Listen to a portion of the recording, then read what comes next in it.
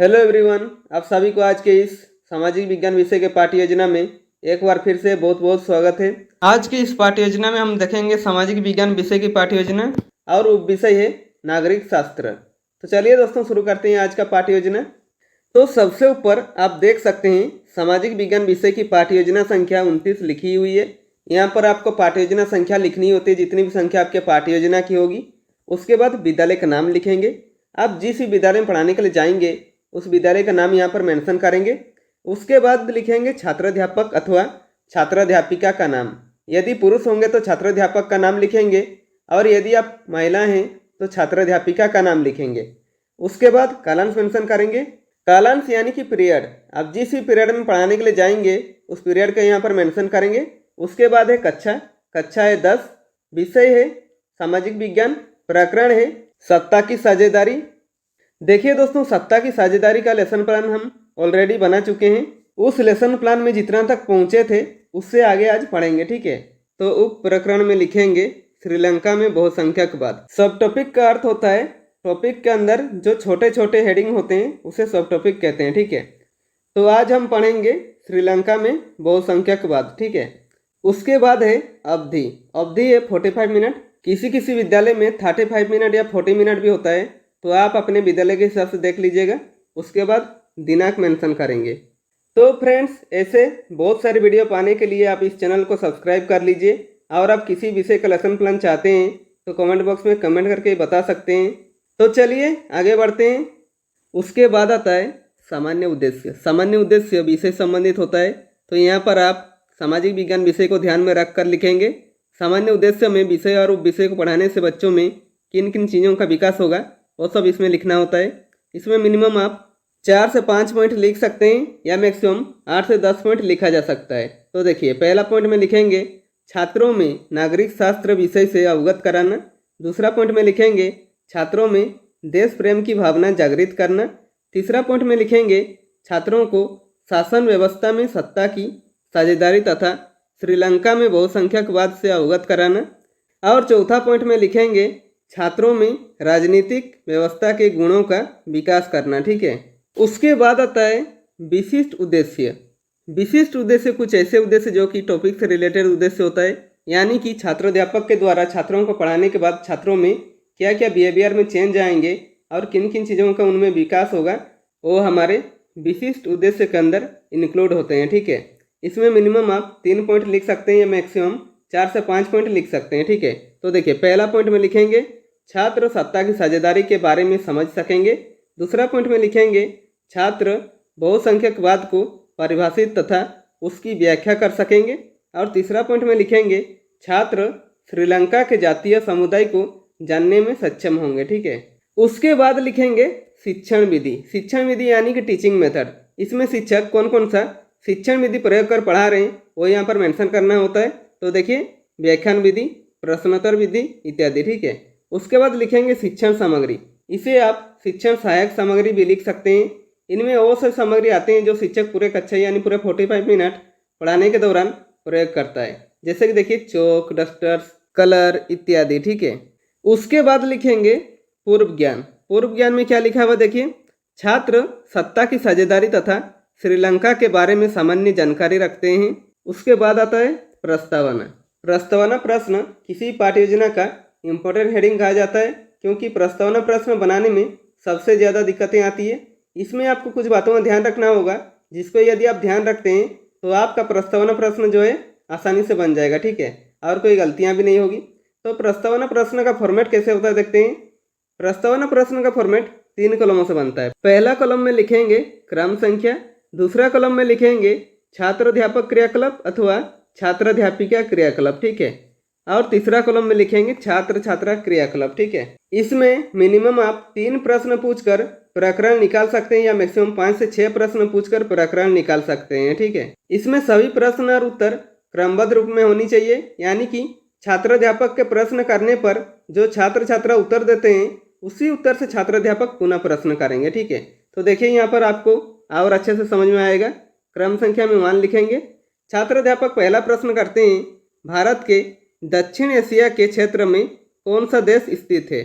तो छात्र छात्रा क्या उत्तर देते हैं श्रीलंका। ठीक है, यहाँ पर देखिए छात्र छात्रा क्या उत्तर दिए, उत्तर देते हैं श्रीलंका। तो इस श्रीलंका शब्द को लेकर छात्र अध्यापक पुनः एक प्रश्न करेंगे। तो देखिए छात्र अध्यापक दूसरा प्रश्न करते हैं, श्रीलंका कैसा देश है? तो छात्र छात्रा क्या उत्तर देते हैं, एक द्वीपीय तथा आबादी देश है। ठीक है, उसके बाद छात्र अध्यापक तीसरा प्रश्न करते हैं, श्रीलंका की आबादी लगभग कितनी है? तो छात्र छात्रा क्या उत्तर देते हैं, उत्तर देते हैं लगभग 2 करोड़। ठीक है, उसके बाद छात्र अध्यापक चौथा प्रश्न करते हैं, लगभग 2 करोड़ आबादी वाले क्षेत्र को हम क्या कह सकते हैं? तो छात्र छात्रा क्या उत्तर देते हैं, छात्र छात्रा कोई उत्तर दे नहीं पाते हैं। इसका उत्तर छात्र नहीं दे पाएंगे तो कक्षा शिक्षक यानी आपका कर्तव्य है कि आप उस चीज़ को अच्छे से समझाएं बच्चों को।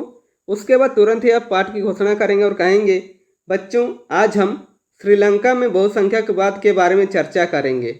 उसके बाद आता है प्रस्तुतिकरण। प्रस्तुतिकरण पाठ को हमें सबसे अच्छा बनाना होता है कि जितना भी कंटेंट होता है टॉपिक का वो सब प्रस्तुतिकरण पाठ में रखते हैं। ठीक है, तो प्रस्तुतिकरण का फॉर्मेट कैसे होता है देखते हैं। प्रस्तुतिकरण का फॉर्मेट 4 कॉलमों से बनता है। पहला कॉलम में लिखेंगे शिक्षण बिंदु यानी कि टीचिंग पॉइंट, इसमें हम कौन कौन से पॉइंट कवर करेंगे वो सब लिखेंगे। दूसरा कॉलम में लिखेंगे छात्र अध्यापक क्रियाकलाप अथवा छात्र अध्यापिका क्रियाकलाप यानी कि पुपिल टीचर एक्टिविटी, इसमें क्लासरूम में टीचर क्या क्या एक्टिविटी कर रहे हैं वो सब लिखेंगे। और तीसरा कॉलम में लिखेंगे छात्र छात्रा क्रियाकलाप यानी कि इसमें क्लासरूम में छात्र छात्रा क्या क्या एक्टिविटी कर रहे हैं वो सब लिखेंगे। और चौथा कॉलम में लिखेंगे श्यामपट कार्य। ठीक है, उसके बाद शिक्षण बिंदु पर लिखेंगे श्रीलंका में बहुसंख्यकवाद और इसके बारे में छात्र अध्यापक जो बताएंगे वो छात्र अध्यापक क्रियाकलाप पर लिखेंगे। तो देखिए क्या बताते हैं, जैसा कि आप लोगों ने श्रीलंका के बारे में तथा इसकी आबादी लगभग 2 करोड़ है इसके बारे में पढ़ चुके हैं। आगे सन 1948 में श्रीलंका स्वतंत्र राष्ट्र बना। सिंहली समुदाय के नेताओं ने अपनी बहुसंख्या के बल पर शासन पर प्रभुत्व जमाना चाहा। इस वजह से लोकतांत्रिक रूप से निर्वाचित सरकार ने सिंहली समुदाय की प्रभुत्व कायम करने के लिए अपनी बहुसंख्यक परस्ती के तहत कई कदम उठाए। 1956 में एक कानून बनाया गया जिसके तहत तमिल को दरकिनार करके सिंहली को एकमात्र राज्य भाषा घोषित किया गया। विश्वविद्यालयों और सरकारी नौकरियों में सिंहलियों को प्राथमिकता देने की नीति भी चली।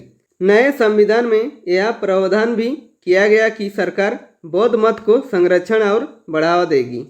और छात्र छात्रा क्रियाकलाप पर लिखेंगे छात्र छात्रा ध्यानपूर्वक सुनेंगे, समझेंगे तथा श्यामपट कार्य से देखकर अपनी उत्तर पुस्तिका में लिखेंगे। ठीक है, और श्यामपट कार्य पर छात्र अध्यापक जो पढ़ा रहे हैं उसे शॉर्ट में लिख दीजिएगा ताकि जो बच्चे ध्यान से सुन नहीं रहे उन्हें भी अच्छे से समझ में आ जाए। तो हेडिंग देंगे श्रीलंका में बहुसंख्यकवाद और इसमें पहला पॉइंट में लिखेंगे श्रीलंका की आबादी 2 करोड़ है और दूसरा पॉइंट में लिखेंगे 1956 में एक कानून बनाया गया जिसमें सिंहली को राजभाषा घोषित किया। और तीसरा पॉइंट में लिखेंगे विश्वविद्यालयों और सरकारी नौकरियों में सिंहलियों को प्राथमिकता देने की नीति चली। ठीक है, उसके बाद आता है बोधात्मक प्रश्न। इसमें छात्र अध्यापक बच्चों जो पढ़ा रहे हैं बच्चों को कितनी समझ में आ रहा है ये जानने के लिए बीच बीच में 1 या 2 प्रश्न करते हैं। तो देखिए छात्र अध्यापक पहला प्रश्न करते हैं, कब श्रीलंका स्वतंत्र राष्ट्र बना? तो छात्र छात्रा क्या उत्तर देते हैं, उत्तर देते हैं सन 1948 में। ठीक है, उसके बाद छात्र अध्यापक दूसरा प्रश्न करते हैं 1956 में किस भाषा को राजभाषा घोषित किया गया?